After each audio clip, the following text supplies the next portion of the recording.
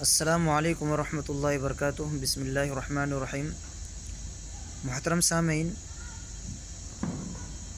اللہ تعالیٰ کا بہت بڑا فضل اور انعام ہے کہ اللہ تعالیٰ نے ہمیں ایسا روشن دین عطا فرمایا ہے کہ جس کی رات بھی دین کی طرح چمکدار اور روشن ہے۔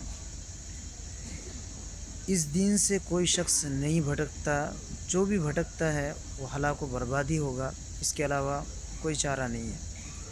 مومن کو چاہیے کہ وہ جو شخص اللہ اور اس کے رسول پر، آخرت پر ایمان رکھتا ہے، آخرت پر اللہ پر یقین ہو، جس کو جو پکا سچا مومن ہو، اس کے لیے اللہ کے نبی صلی اللہ علیہ وسلم نے کیا فرمایا؟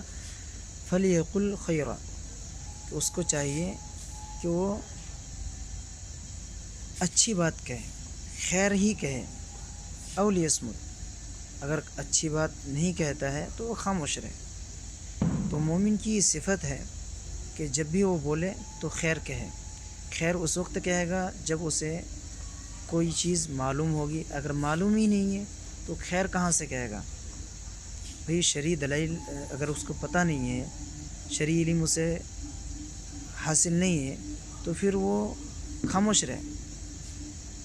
اپنے طرف سے یا اجتہاد کر کے اپنی رائے زنی کا اظہار کرنا اور پھر بحث و مباحثہ کرنا اور پھر اس میں لڑائی جھگڑے کرنا، یہ تمام باتیں بہت ہی بری بات ہیں۔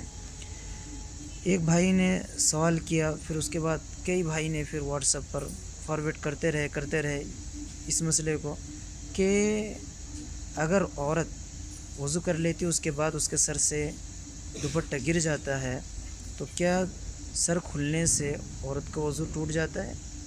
یہ سوال کیا۔ وضو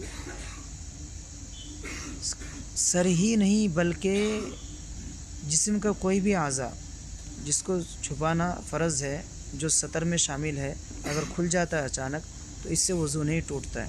نہ تو جس کا سطر کھلا اس کا وضو ٹوٹے گا، اور نہ ہی اس شخص کا جس کی نظر سطر پر پڑ جائے اس کا بھی نہیں ٹوٹے گا، چاہے وہ محرم میں سے ہو یا غیر محرم میں سے ہو، اس سے کوئی بحث نہیں، کسی کا بھی وضو نہیں ٹوٹے گا، دیکھنے والے کا بھی نہیں ٹوٹے گا اور جس کا سطر کھلا اس کا بھی نہیں ٹوٹے گا، چاہے عورت ہو، مرد ہو، محرم ہو، غیر محرم ہو، اس سے کوئی تعلق نہیں ہے۔